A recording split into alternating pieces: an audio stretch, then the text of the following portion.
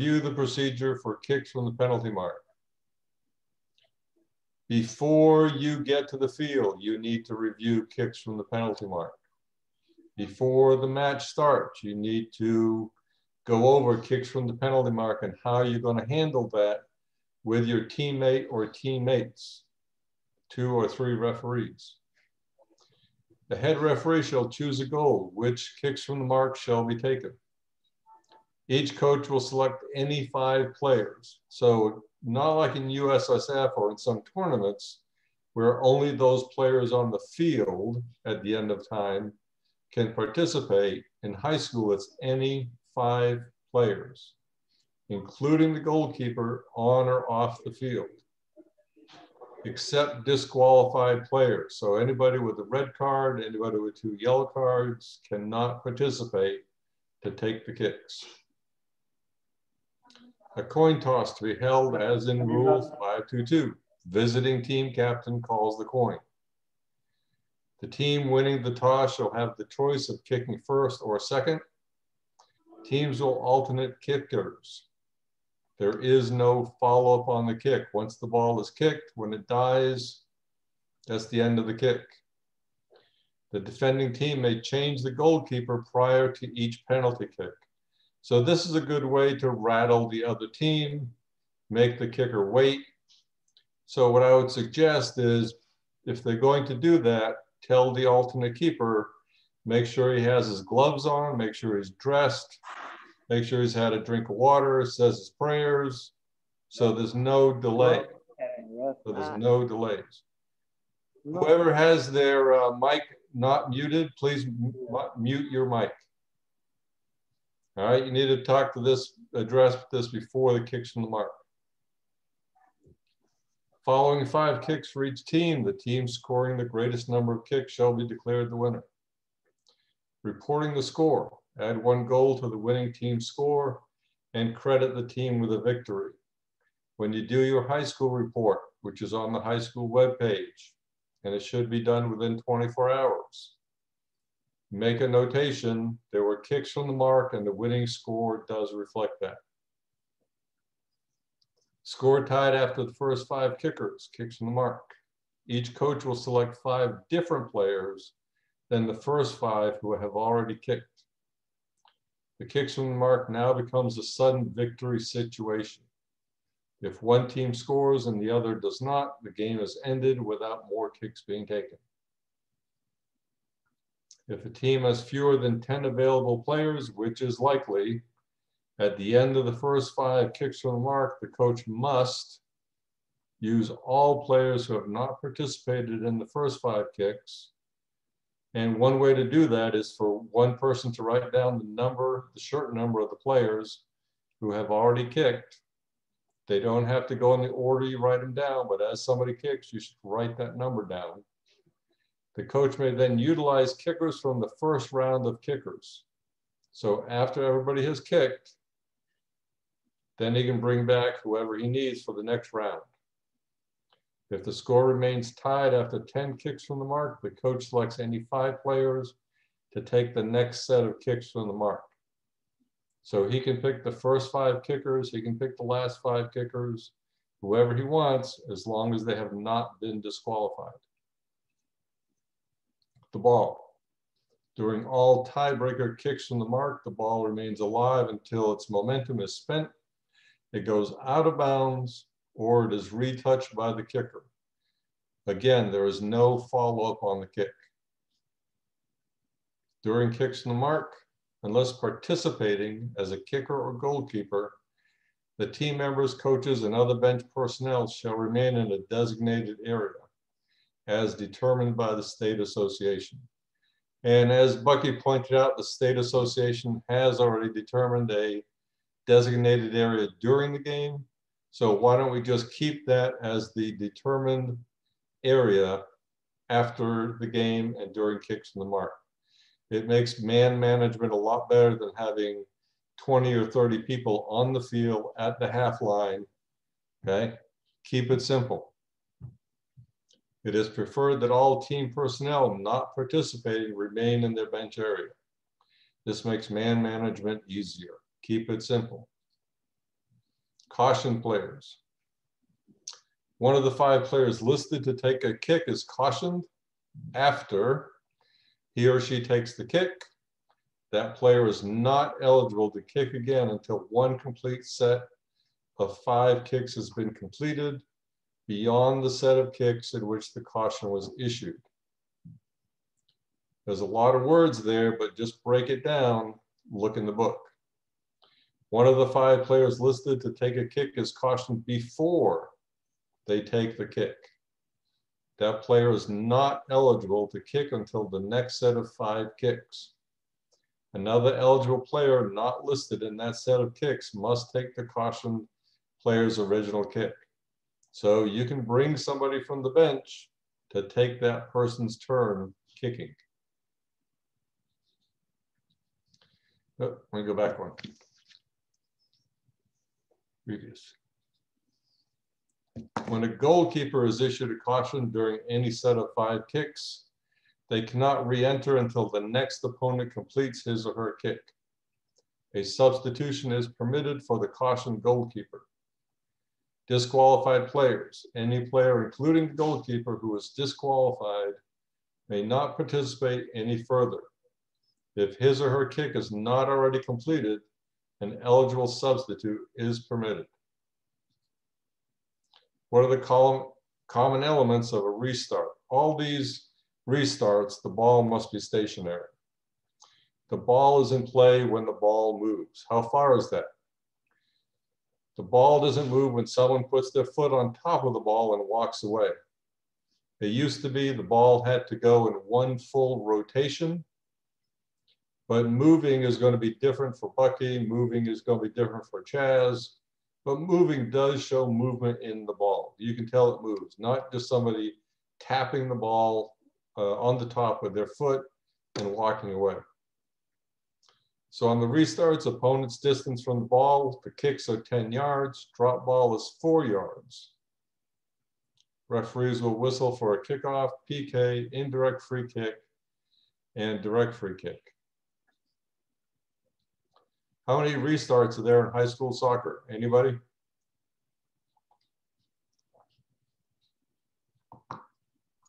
Take a guess.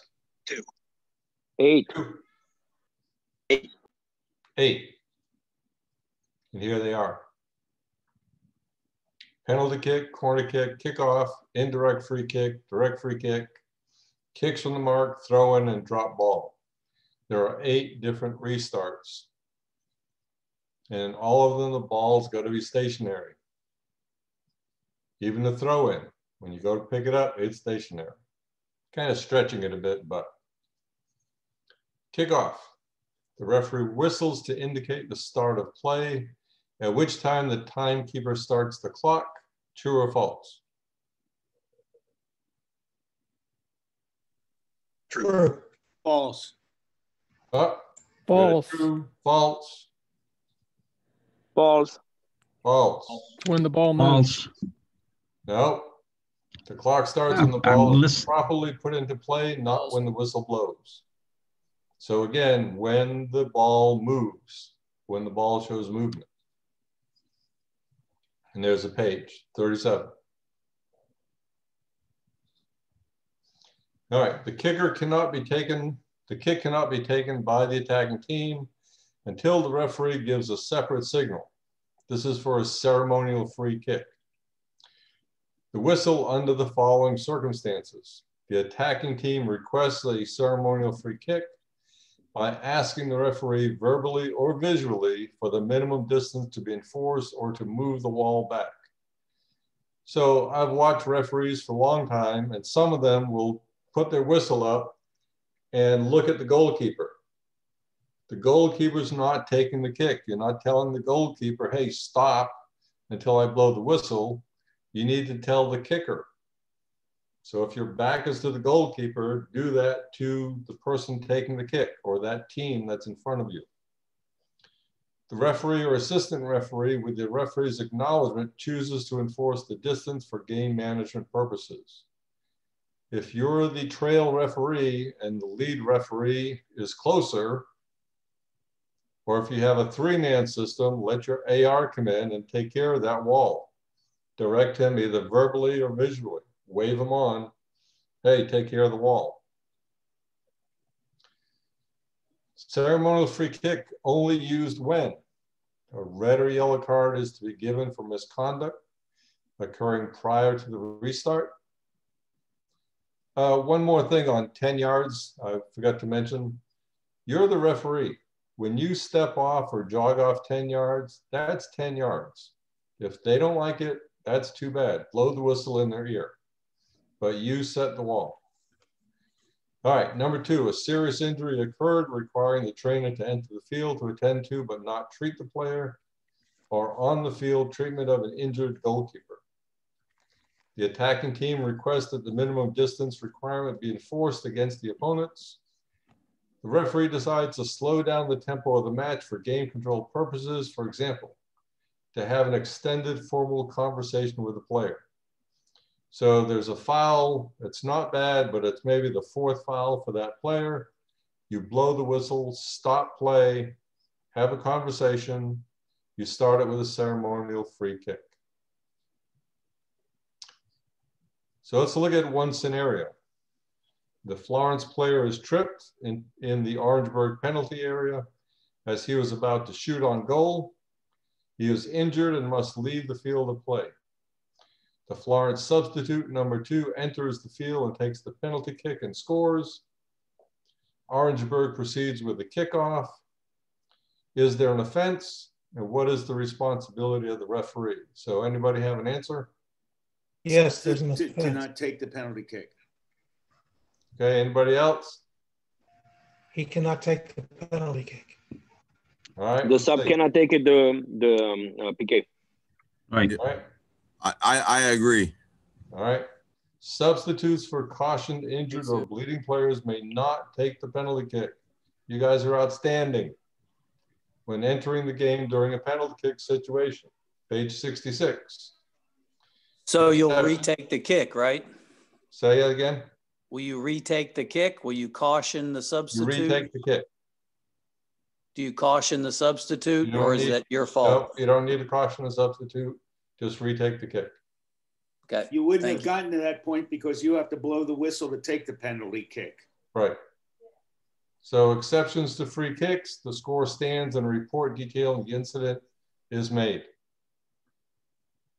The score stands and a report detailing the incident is made. If Orangeburg proceeds with a kickoff, the ball is back in play. So Orangeburg scores, it's 1-0, the game ends 1-0. You have to fill out a high school report. People are a little angry with you.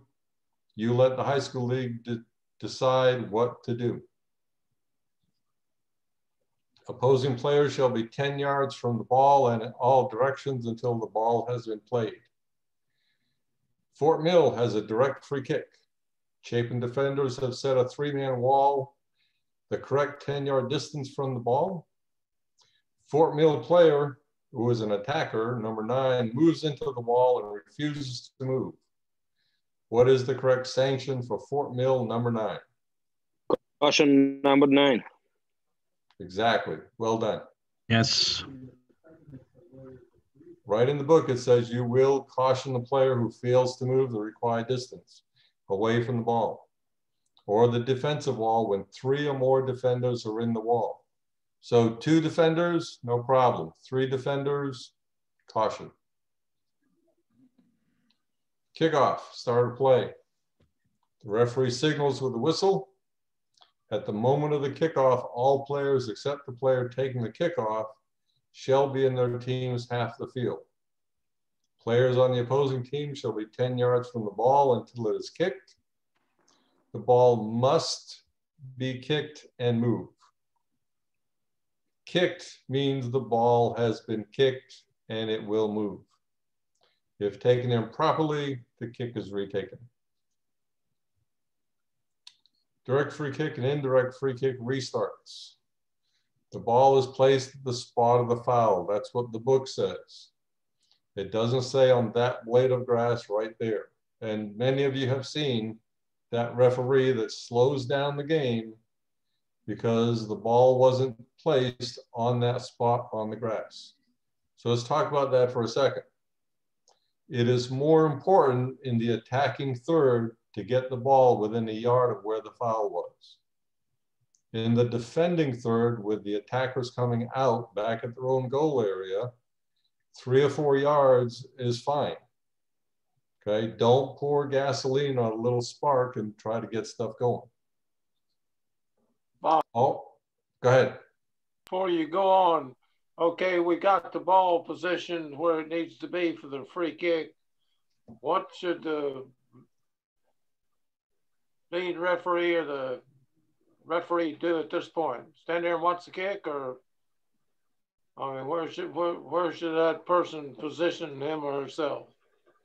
All right, so let's say there's a foul in the defending third. The lead referee or the trail referee now becomes the lead referee. He needs to start backpedaling towards the halfway line. If you stand there, the ball's going to go over your head and you'll always be behind play. Then we'll have 2 trail referees. Okay, keep moving, stay wide, keep everything in front of you. All right, all free kicks can be taken in any direction except the penalty kicks. On a direct free kick, a goal can be scored directly without another player touching the ball. On an indirect free kick, the ball must be touched or played another player of either team before or entering the goal. So what if the ball enters the goal on an indirect free kick without it touching another person? Let's look at this. So you have an indirect free kick for offside. It's taken from the spot where the offending player interfered with play. Damn it. Or interfered with an opponent or gained an advantage by being in that position. So let's look at this little scenario here. Blue defender number 9, he's in the goal area on your left. Passes the ball to blue number 2, who's in an offside position. Blue number 2 comes back to get the ball. Where is the restart indirect free kick? A or B? A. A. Well done. A. A. This is where the offense occurred at A. Okay, so if number 2 comes back and gets the ball, that's where the offense occurred. If he stayed there, there would be no offense. So when he travels back to get the ball, he's coming from an offside position to get the ball. That's where the offense occurs. All right, referee failure to signal offside. So you had a bang bang play, the referee starts. But Bob, how do we have an indirect free kick on the defending side of half? Let me go back. He facetiously asks. All right, let's move forward. No, I think it's important to clarify because we will get that question. I don't understand because it's an offside kick.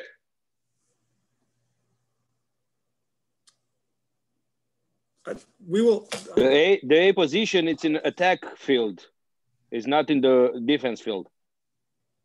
Right. So you say, just like at any other time, if it happened further down, you say number 2 came back for the ball, and that's where he interfered with play.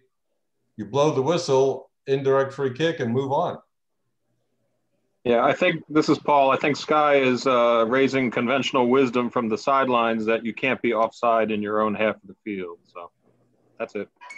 It was more, Bob, it was more of the question that we're going to get from others that say, well, how can we have a restart? Oh, okay. The defensive, right? It's absolutely correct. I'm just saying we're going to have that question, so we have to be ready to explain it. Okay, I understand. And I think you just did a great job of explaining it. So. All right, no problem. Thank you. Sometimes, as you know, when you're teaching, you know what you're talking about, and you just move too quick. So good point, Sky. Thank you. All right. So the restart is indirect free kick at 8. All right, indirect free kick signaled by the referee is displayed by raising an arm above the head and maintaining the signal until the kick is taken and the ball touches another player or goes out of play. This is different than USSF, where let's say the ball is in the defending third coming out. You raise your hand for the indirect free kick, and you put your arm down when the ball is kicked because there's no chance just about it's going to score on the kick. But even in USSF, you should keep your arm up in the attacking third. This is what happens if the referee fails to signal an indirect free kick and the ball goes directly into the goal. Anybody? It's not a goal. Okay. It's indirect. Kick is retaken. Kick is retaken if the referee does not signal. Retake the kick. Retake the kick. It's on page 68. All right, let's talk about throw-ins for a second. Can we go back to that one just a second? Yep. So if the referee does signal and the ball goes in the goal, we start with a goal kick, right? Correct. Okay, just want to make sure. Okay. No, ask questions. This is what we're here for. All right, throw in. The ball should be thrown in any direction from the point where it crossed the touch line. Again, we're talking about that blade of grass. How important is it to be within a yard of where it gets thrown in? The player must be facing the field of play, have both feet on the ground, or behind the touch line, or on the touch line. They must use both hands and deliver the ball from behind and over the head in one continuous motion. Opponents may not impede nor interfere with the thrower and be 2 yards from the point of the throw-in. Suppose a defender runs up and he's standing and he's jumping up and down. What do we do?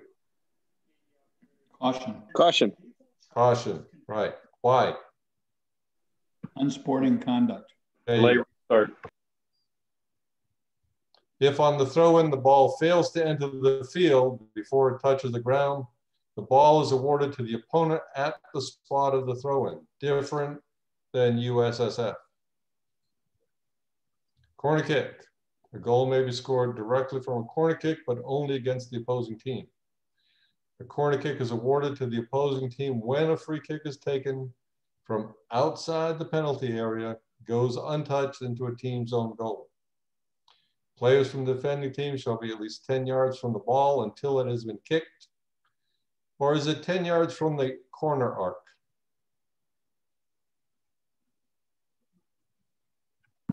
Should be from the ball.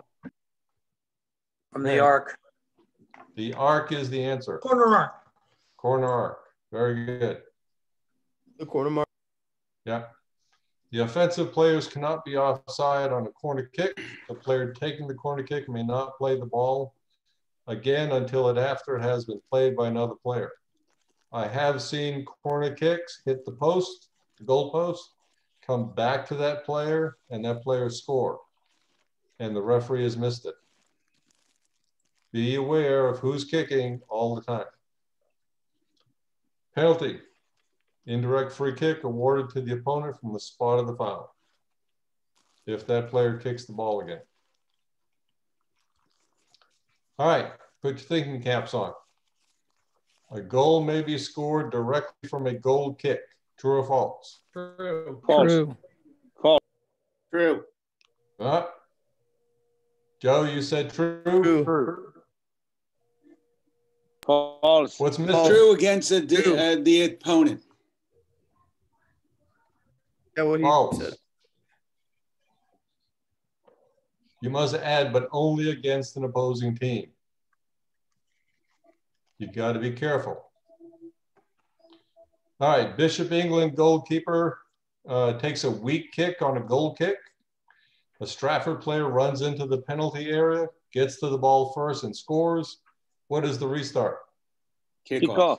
Kick off. Kick off. On an Orangeburg goal kick, an Orangeburg player is 20 yards in an offside position in the Newbury half of the field. The Orangeburg keeper uses the wind to get the ball to his teammate in an offside position who then scores.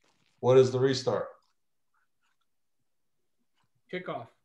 Kickoff.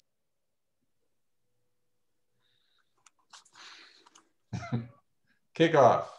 Can't be offside in a goal kick. Very good. Excellent. All right, goal kick continued. Players opposing the kicker shall remain outside the penalty area until the ball is in play. The ball is in play when it is kicked and moves. And kicked kind of, again, says the ball is going to move. After the goal kick is taken, the ball may be played by anyone but the kicker.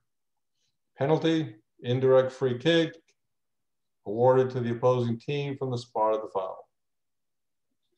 Can we go back to the goal can be scored on a goal kick? I'm sorry, I had one question. So if the team taking the kick accidentally puts it in their own goal, that's a corner kick? Yes, sir. Okay, just want to make sure. Okay. The goal kick is not retaken in that situation. If they accidentally put it in their own goal, it's a corner kick to the other team. Right. Okay, thank you. All right, no problem. As I So apologize for the background. I apologize for background noise, but I got a question there. If you have an indirect free kick and say it's marked right there on the 6, and you go to take that, everybody lines up on the goal line, and it's indirect, and they just plow it in there, like just to force it through somebody and deflect it in. Is that considered unsporting behavior, or do you count it as a goal if it touches someone and it goes in? That is a goal. It touched somebody.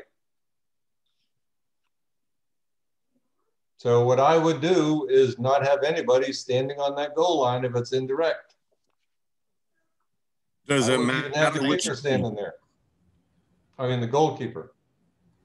You mean you as a coach, not as a ref. Right. Should have said that. All right, blue star keeper takes the goal kick, but it is misstruck and goes to red smiley number 2. Number 2 passes the ball to red smiley number 8, who scores. What is the restart?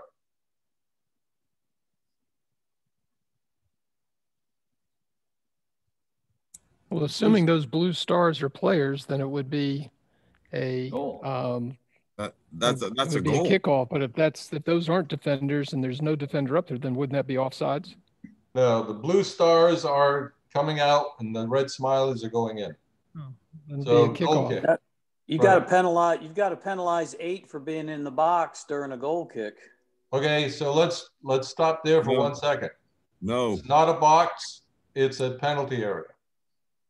Okay. Number 2, you have 3 or 2 defenders and a goalkeeper. So what you have is this player is onside, the ball left the penalty area, came back in, and he scored. Kickoff. But number 8 has to be retreating out of the penalty area when the goal kick is taken. He's not allowed to be in there. But if he's leaving, he's fine, and he's in an onside position. All right. All right. So here's that same scenario almost. On a goal kick, blue star keeper hits red smiley player in the back as he is attempting to leave the penalty area. Red smile player turns, controls the ball, shoots and scores. What's the restart? Kickoff. Right, page 69. Yeah, definitely kickoff. Yep, very good. You guys are great. All right, here's one more scenario. The Wanda goalkeeper has placed the ball on the right penalty area line for the goal kick. She decides to kick the ball from the opposite end of the penalty area. She picks up the ball once she has placed it and moves it to the other side of the penalty area. Is that okay? No, it should be in the penalty area. Once it's put down, you can't move it. Read the question, please. So the goal kick, it can take it only from the penalty area line. So the $6, She has a goal kick. Yes, but as long as she hasn't kicked the ball, I feel like she can put it on either side. On the side. What's in the goal area. In the goal area. Right. There you go. The player. It has to be in the goal area. So why did I write this? Trick question. Because when you fill out, Because you're evil. yeah, that too. When you fill out the high school report, you have to get the terms correct. You cannot write in the box. You have to write the penalty area. Okay. Let's see what happens. The ball must be placed on any point inside the goal area, not the penalty area.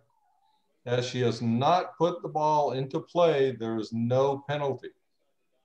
Again, do not put gasoline on a spark. Questions? Hey, Bob. Yes, sir. This is Jack. Yep. You have to recognize why she's doing it, what part of the game it is, and how, whether or not she's using it to delay the game as the referee. Exactly. And it could get to a cautionable delay a game by the goalkeeper not putting the ball into play. Exactly. So if she goes behind the net to get the ball, walks to one corner of the goal area, puts it down, you know, steps back 3 or 4 feet, scans the field, then walks up, picks up the ball, lazily puts it on the other side, and is 10 minutes left in the game, you have to be aware of all those things. Thank you, Jack. You're very welcome. Now, wouldn't you just say, let's go, let's go, let's go? And then if she's still doing it, then it might be. Gizmo, get over here. What you have to do is take the whole game in. What time is it? Like Jack said, what's the score? How many times has she done it before or he done it before? So all those little points you have to put together before you caution somebody. All right. In this situation, I think she wasted the time, so it must be caution. If you think she's wasting time, then it's a caution. Okay. The ball is simultaneously kicked out of bounds. Where is the ball placed? Anyone?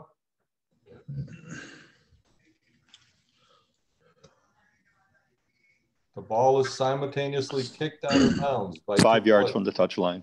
5 yards from the touch line, inside the boundary line. Who gets the ball? I don't think I understand the question. All right, an attacker and a defender kick the ball simultaneously, and the ball goes out of bounds. Where is the ball? Where's the restart? So it's inside of the boundary line where it went out of bounds? Yep, 5 yards inside the boundary line. And who gets the ball? Good question. Who gets the ball? That's your next question. The last team that kicked it. Last person with possession. The team in possession of the ball prior to the simultaneous touch, unless it is in the goal area. Then who gets it? Goalie. Keeper. Keeper. The game is restarted with a drop ball. A, when the ball is caused to go out of bounds by 2 opponents simultaneously. When the ball becomes deflated.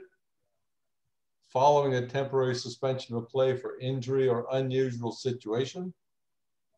When simultaneous fouls of the same degree occur by opponents. I'm just going to guess D. No, those are all 4. All of them. Let me go back. All of them. Okay, thank you. All of them. But D is a good answer. All set? But not only. Right, it's all of these. All right. The ball should be dropped at the location where it became dead unless it is within the goal area. In that case, the ball shall be dropped on that part of the goal area line which runs parallel to the goal line, nearest the location where the ball was when play was stopped. The ball is dropped from waist high by the official. Do not bend over the ball when you drop it. Okay, I have seen referees bend over, wanting to make sure the ball falls really nice, and they kick the ball and it hits the referee in the head. So drop it leaning backwards. In all cases, all other players must remain at least 4 yards from the ball until it is in play. The ball shall touch the ground before it is played.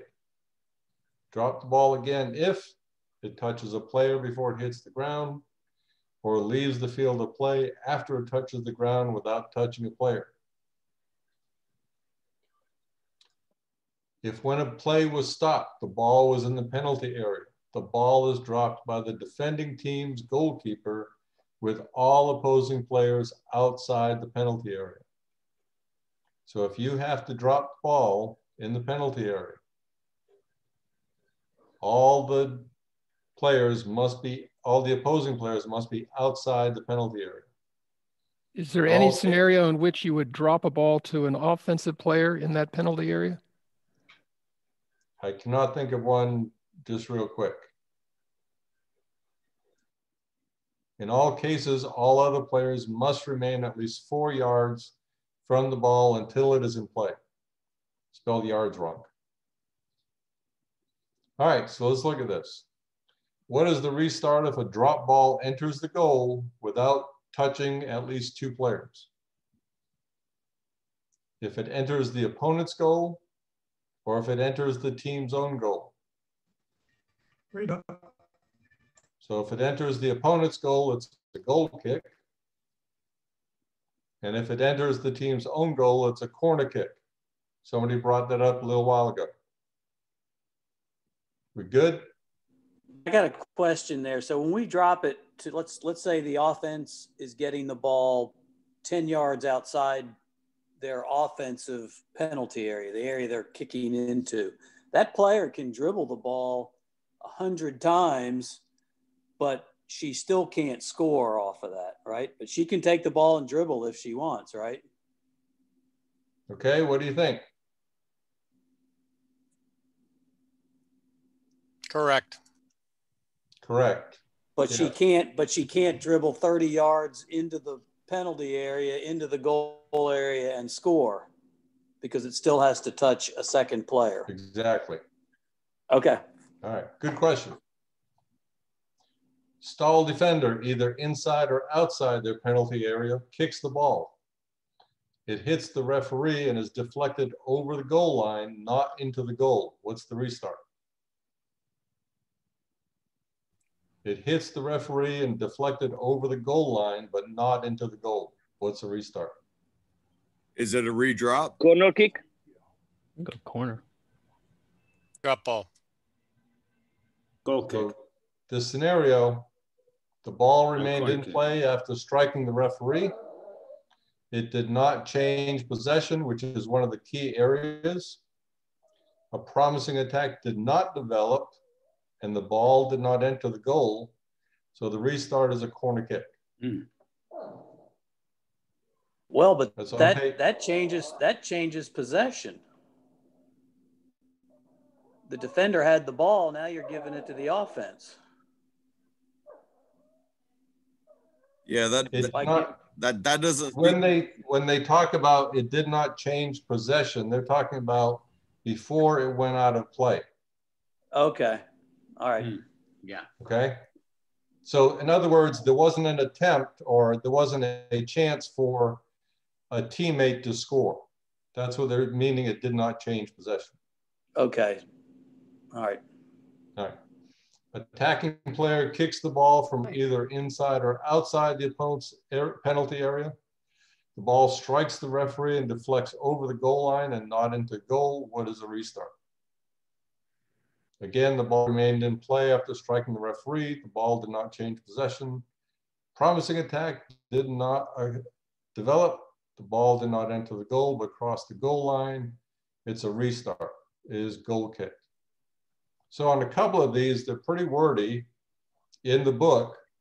So you've just got to sit and look at the book and you can't eat a sub sandwich all at once. You got to take little bites, okay? So just break it down to its simplest terms. All right, so you have an attacker in the penalty area. He kicks the ball, deflects off the referee, goes to a defender in the penalty area. The drop ball, you're still going to give it to the defense coming out because it was in the penalty area, or does it go to the offense? Defense. All right, so in the penalty, so again, back to that question, if it's in the penalty area, then the defense is going to get the ball if there's a drop ball. Right. All right, let's talk about a penalty kick. A penalty kick shall be awarded when a foul, which ordinarily results in the awarding of a direct free kick, occurs within the offending team's penalty area. Let's look at this scenario. The Rock Hill attacker is moving into the attacking third of the field. When the water sprinklers start working, this happened to me in Germany. What is the restart? I have no idea. So is this a usual or unusual circumstance? It's a draw ball from the sprinkle escama. Drop ball. Drop ball where the attacker was when the sprinklers came on. Okay, it's an unusual circumstance. Think of a dog running onto the field, grabbing the ball. Think of somebody's mom running across the field to yell at you, which has never happened. Okay, it's a drop ball when there's some type of unusual situation. I thought you would yellow card the groundskeeper first. Quarter out on a Saturday. Yeah. All right, position of referee and assistant referee or head referee and lead referee, however you want to put it. The head referee needs to be able to see the kick is taken properly and encroachment occurs. The referee positions himself to watch the goalkeeper movement. The keeper must keep 1 foot on the goal line until the ball is kicked. So what we have here is an assistant referee, a referee, and another assistant referee upfield. If this were a two-man system, the fellow on the right-hand side would be further in, and he is the lead referee. This fellow here on the bottom of the screen, he would be back further so that, because he becomes the lead referee just about as soon as that ball is kicked, if it comes out. Can anybody take a guess at who the kicker is? Look at his stance. Ronaldo. Ronaldo. Yeah. The red team. Captain armband, green Portuguese socks. Yeah. Question on positioning on a two-man system. All right. All right, how many infractions in this photo? Yeah, I'm sorry, I was slow to get off mute. So in the two-man system, that lead referee is the one that will blow the whistle for the kick, not the trail. This guy moves in, right. He's the one that blows the whistle, the one on the goal line. Right. Okay. But he'll be in this area here to get a better view of the referee's feet. Okay, thank you. All right. All right, how many infractions in this photo?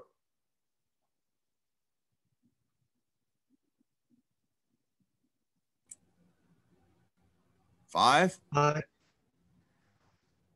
think 4. One is the goalie, and I think 1, 2, 3 defense.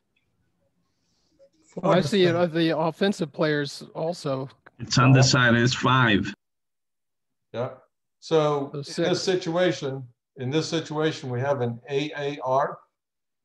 Okay, professional game. We have an AAR watching the goalkeeper. We have in the middle upper right the assistant referee, and of course the referee in the center. So the keeper's off the line. The ball hasn't been kicked yet. What about this guy at the bottom of the screen? Is he okay? He's okay because he's not. Okay. He's behind the ball. It's okay because he's behind the ball. Yeah. Okay. So use the field also when you're out there. If you have this grass cut line, use those lines. Oh, that would be nice. Yeah, it would be nice, especially for offside. All right, so do you have any questions?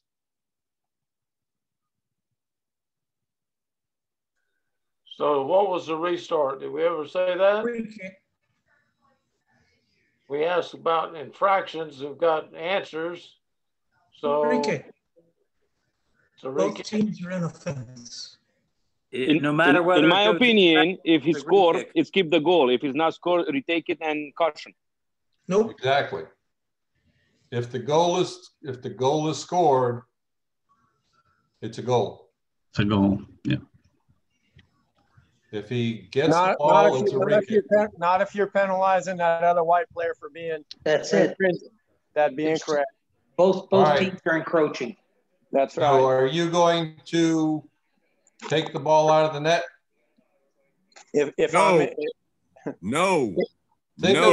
Think of the amount of time between that foot coming forward and striking the ball, you watching that and trying to see that white player through number 7 blue. It'd be kind of hard to do. Could you do it? Sure. The question is, do you see it? If you see it, then you enforce it. And if you don't see it, then you can't enforce it, just like any other instance on a soccer field. All right, look how far that goalkeeper is off the field, is off the line. So what? Again, taking that whole game into experience, and it is very difficult to just pick 1/2 second before that foot hits the ball to make a decision. You have to take into account the whole game. Where are we in this game? 71st minute. Scores tied 1-1. Croatia and Spain.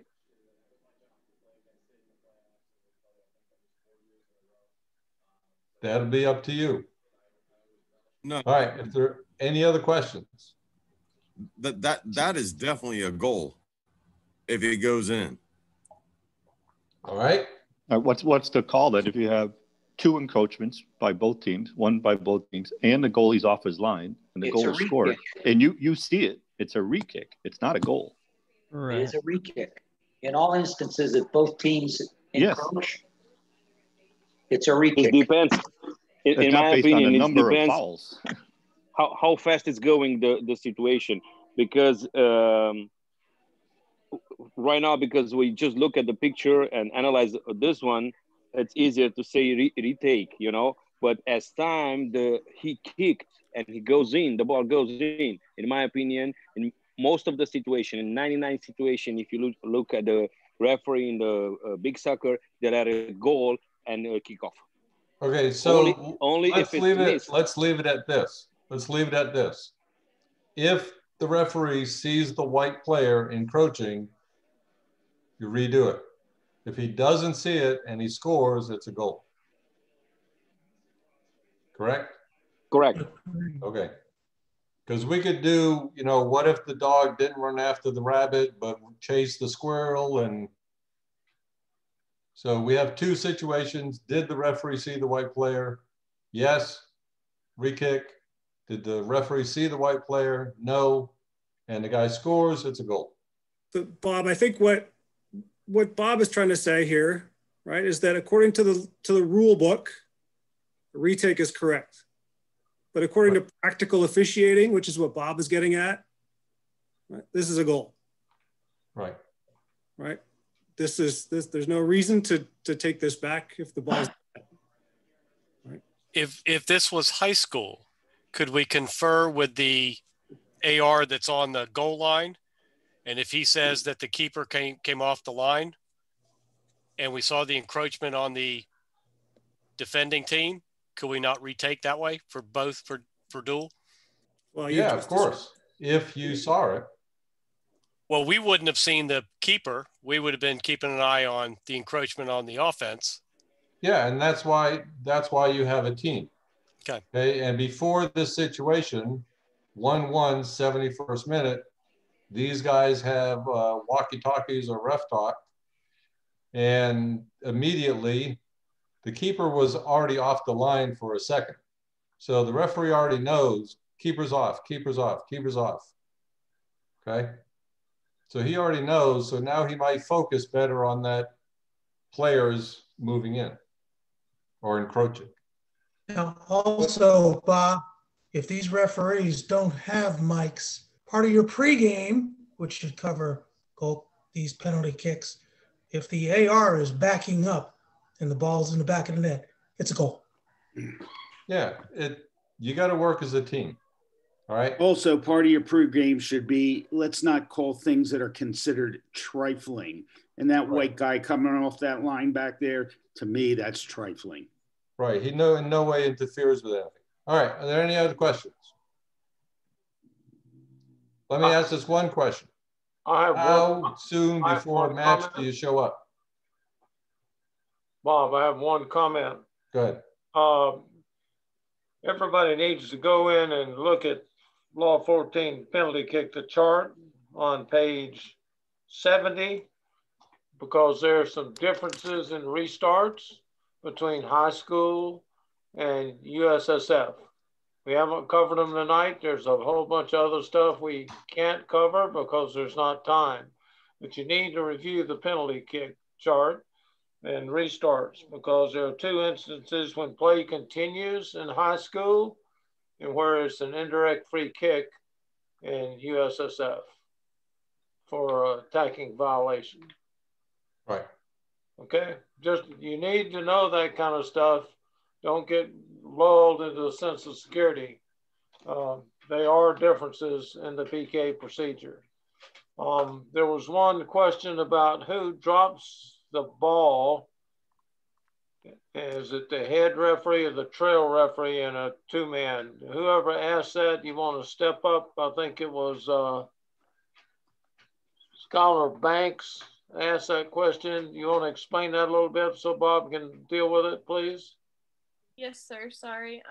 So during a drop ball situation, is it the ref that is closer to the situation, or is it the lead ref or the tail ref that drops the ball? It would depend if you're in the defending third or the attacking third. Okay.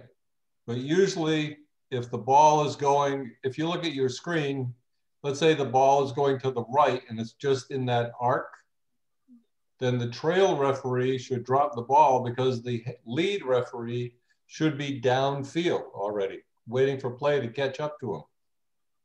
Okay, does that help? Yes, sir. Thank you. No problem. Okay, one other question here. I'm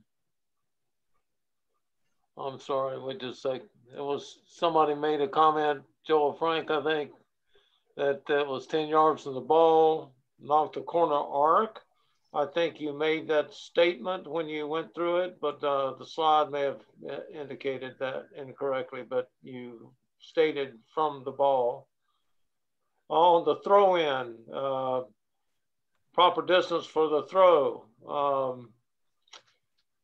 I don't think that's stated in the high school league rules, is it, Bob? There's no distance from the ball or where you have to stand where the ball went out? No.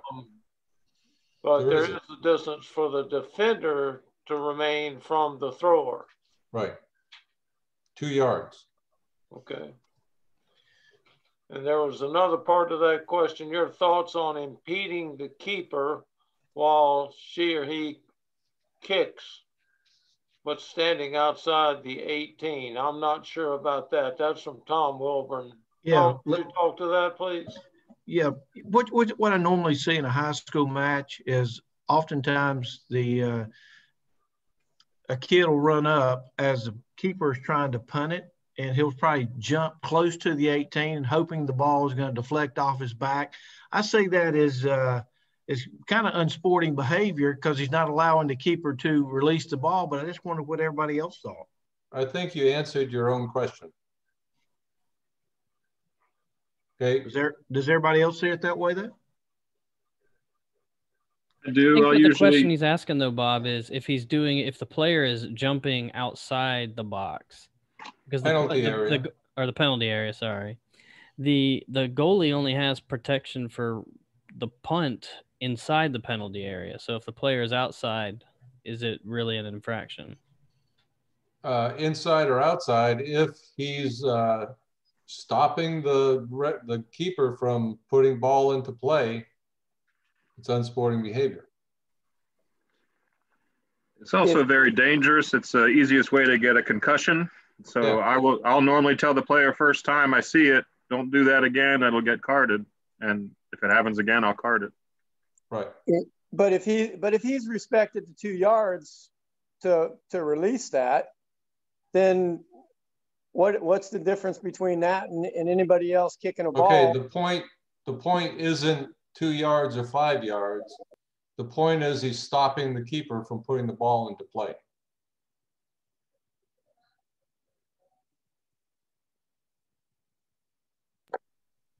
When does the keeper legally put the ball into play then? What does the book say? I'm going to say when he kicks it, right? Right. All right. So if I'm running out. So if you're 5 yards away and he kicks it low and it hits you, have you infringed? No. I mean, there's, and I'm not being rude, but there's common sense involved in how far a player could be. The question was, to begin with, a player runs in and jumps up. Not that the player was 5 yards away and jumps up. So that was the first question. The player's running in and jumping up 2 yards outside the penalty area. And my feeling on that is if the player is retreating and the keeper just mishits it and it hits the attacker, I mean that's fair play. Yeah, but exactly. If the attacker is running at the keeper, I see that as unsportsmanship. Yeah, just my opinion. I'm still reading the book, so No, if you look at the screen, it says attempting to leave the penalty area. That's fine. You have to be attempting to leave. It's up to the keeper if he wants to wait. If he wants to take a quick kick, or even if an attacker wants to take a quick kick wherever, and the wall or another player is in 10 yards away, and it hits now a defender 3 yards away, that's his mistake.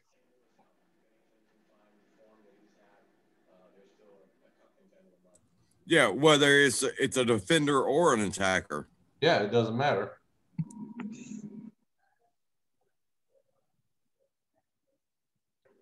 The best advice I can give for newer referees is just keep it simple.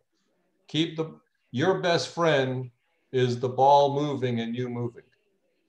People don't have time to argue. I mean, get it right, read the book, but your best friend is keeping the ball moving.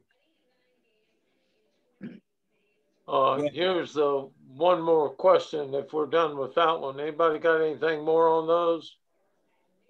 If not, let's go on to another question. This is from Ray Flores.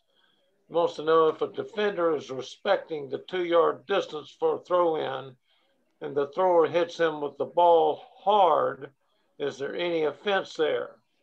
And what if the defender did not respect the distance and get hit hard by the ball? Is there any offense there as well? Okay, so the ball goes out of play. Somebody is standing 2 yards in front of me, and I bring the ball from behind my head, and as fast and as hard as I can throw it, I smash him right in the face. What would you call that? That's an offense. That's serious foul play. Yeah, that is a card. If the defender has his back to me and I bring the ball over my head and I hit him in the back, hit him, not strike him in the back, so I can retain possession of the ball off of his back, then that's fine, in my opinion. And I agree with that. There's a difference between striking someone with the ball and hitting it off of him. If you use the opponent player like your teammate to put the ball in moving, it's okay. Exactly. It's not offense. But if you throw harder, which you can see clearly, that's offense and it's caution. Again, you have to look at the temperature of the game or those two players. If they've been going at it, for the first half, and now blue has a chance to get back at red and smashes him in the back of the head, then it's serious foul play. Again, if you just take a snapshot, it's very difficult. But if you manage the game and you watch the complete game, even before the match starts, is a team playing long ball in practice? Are they doing passing? What is the coach doing? Okay, so even before the match starts, this is where you pick up those things.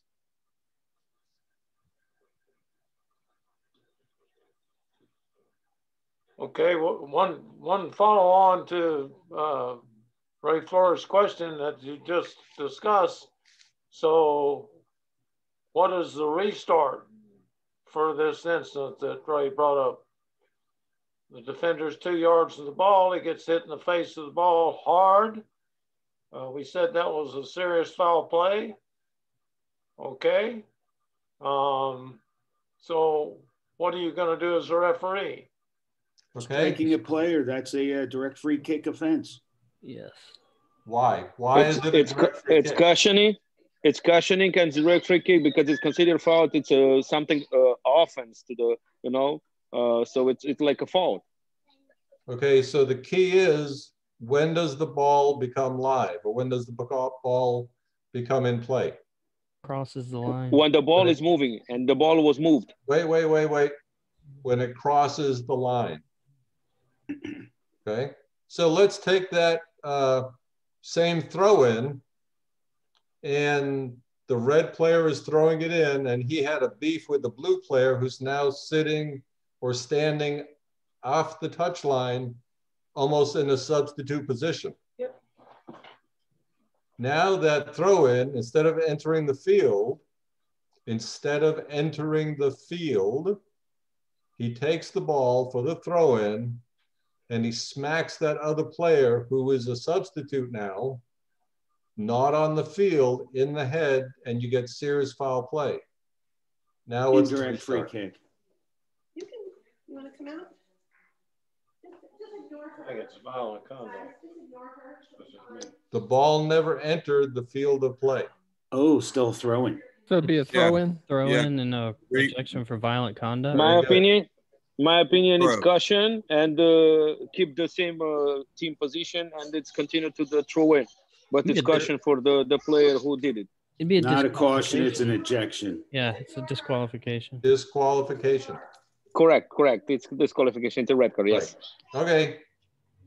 We're good. Read the book. Keep it simple.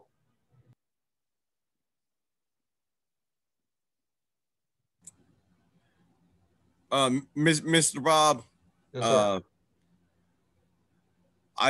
I've always been told the greatest referees are the ones that go unnoticed. Exactly.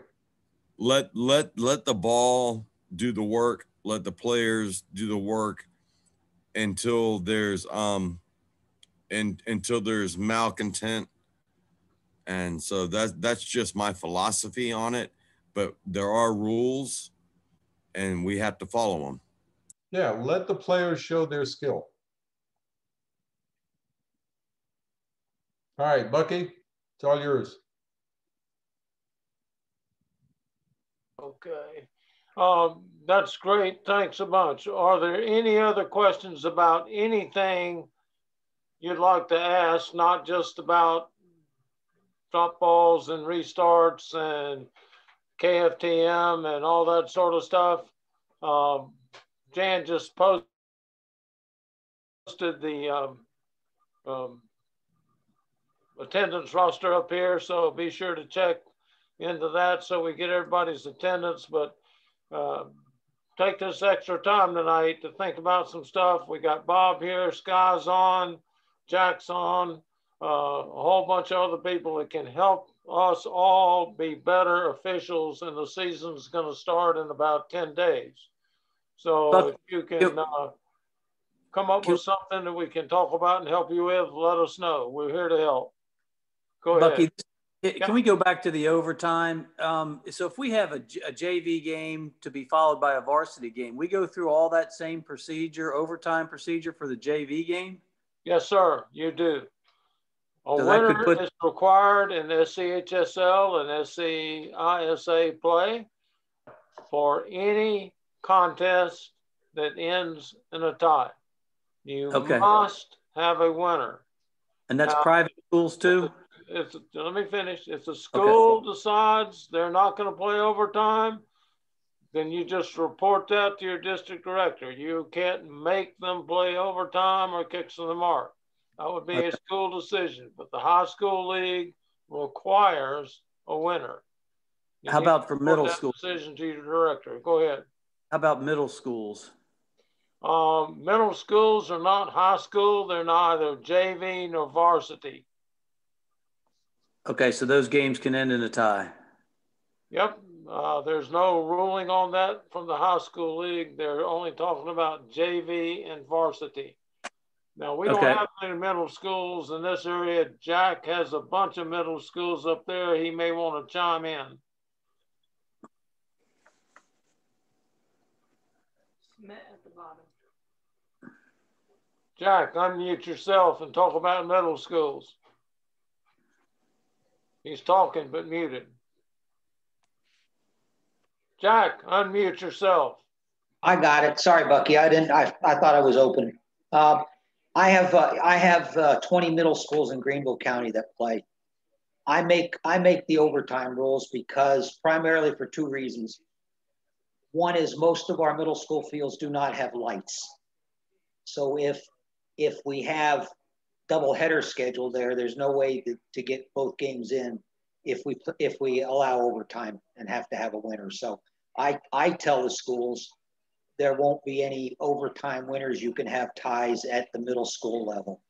And then I let them decide how they pick it. We have a postseason tournament too. And I let them decide how they're going to keep points on who finishes where. If we had lights at all of our middle school fields, I'd probably let them go ahead and play the overtime to get a winner. But that I think it's dictated mostly by the lack of lights at our facilities. And that's how I deal with it up here. And I have middle schools up in Spartanburg County too, but not very many. And we play the same. No overtime there either. Hey, Bucky, I've got a question because the rule book says that the shortening of the games has to take place before before the start of the match or before the start of the second half. So in the scenario where the varsity coach strolls out on the field and he sees the JV match getting ready to go to overtime or kicks from the mark and says, bullshit, get off my field, whatever. Are we allowing that? Because the rule book says it wasn't the shortening of the game, but didn't take place before. It doesn't specify JV varsity either. Well, here's my opinion on that. Bucky already addressed a little bit of that. You can't force them to play additional time. All you can do is report it. But the standard procedure that our league, high school league, SCHSL and SCISA, private schools, require a winner at the JV and varsity level. If the varsity coach decides to walk out and say, "Hey, we're not playing overtime. We're going to get the varsity game started on time," and he's the guy in authority, there's really not a whole lot you can do about it. However, you certainly can take care of it prior to the start of the JV game to make sure, in the exception of, let's just say, I've talked myself to death, blue in the face about this. Let's just say the team buses arrive late. And you know that the JV game is going to start late, and therefore it's going to cause the varsity game to start late. Before the start of the JV game, you get the JV coaches together, you get the varsity coaches together, and you get the field administrator together and decide what you're going to do. You don't tell them what you're going to do. They will tell you what they want to do. If you don't play a full-length JV game, if it ends up in a tie and they don't want to play, like Bucky said, report it to the league. And for your question, at each match, there'll be a representative from the high school. If, there's an argument between the JV coach and the varsity coach, just get, somebody else, stay out of it. Get the athletic director. They're supposed to have a field administrator there, but they may be wandering around at a bunch of different sites. They may be playing softball and baseball and soccer, and he's roaming around. Be sure to find that person when you first arrive at the field. Find out who the field administrator is in case you need them. Thank you. Good point. Good point, Bob.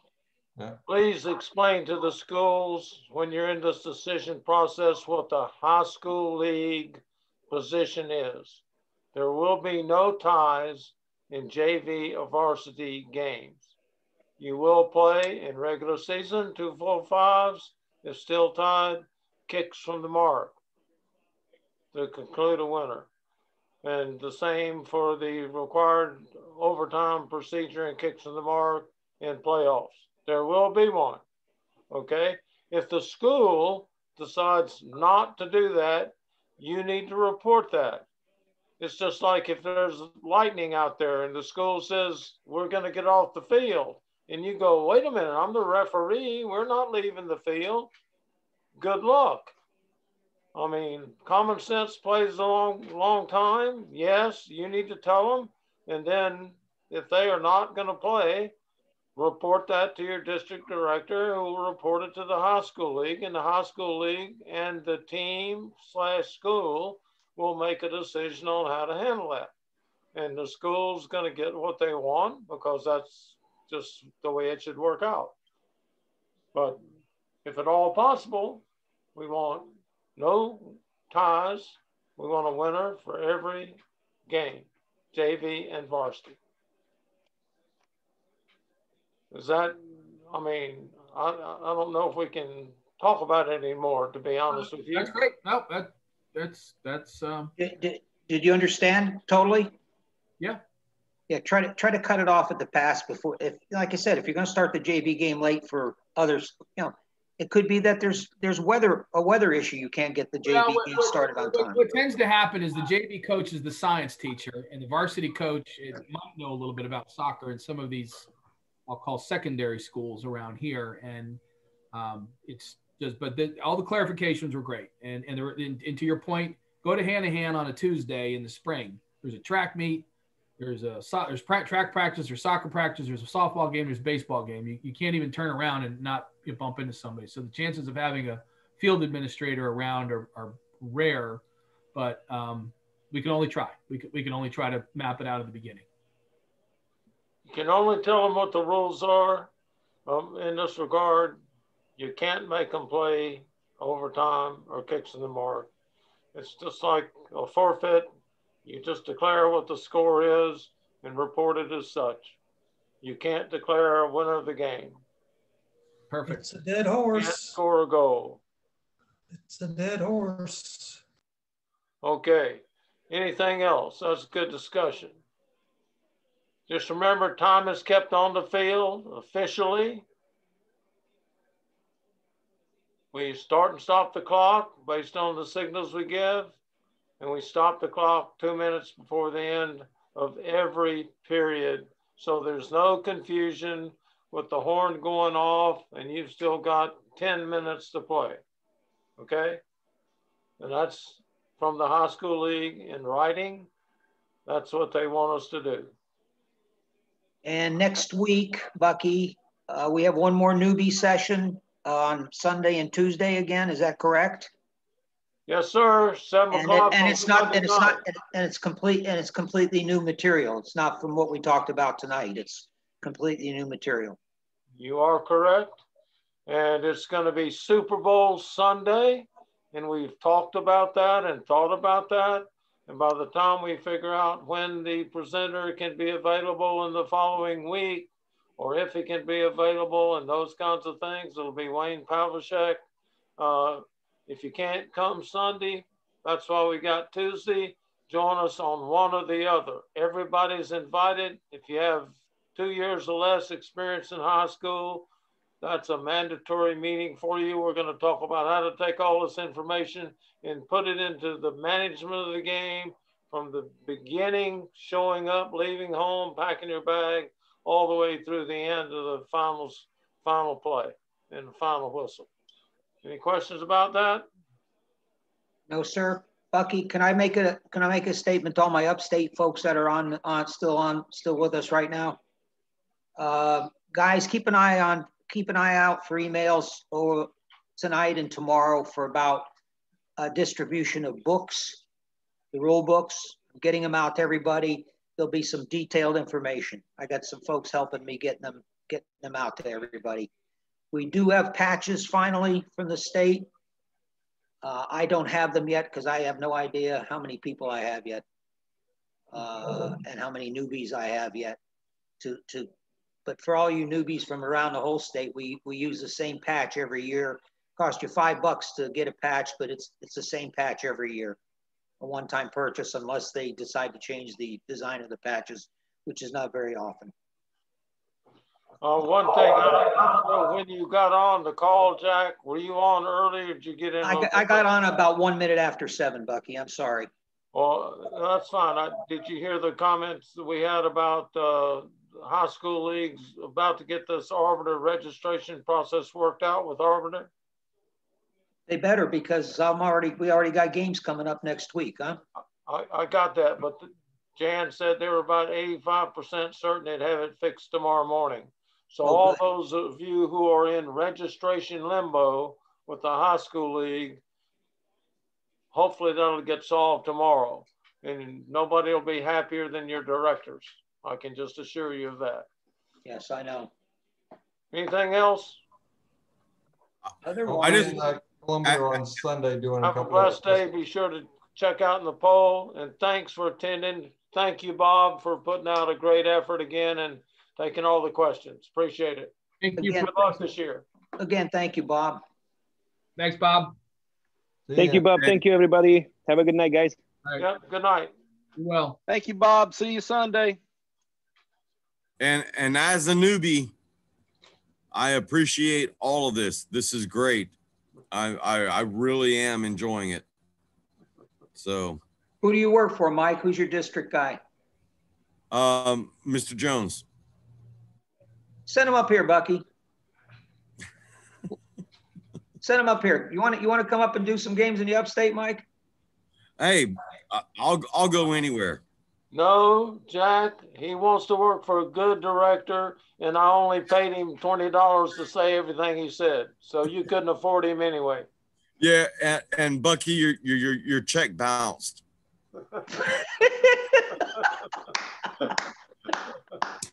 It won't be the last time. Thank care, you. everybody. Hey, Golembieski, get moving.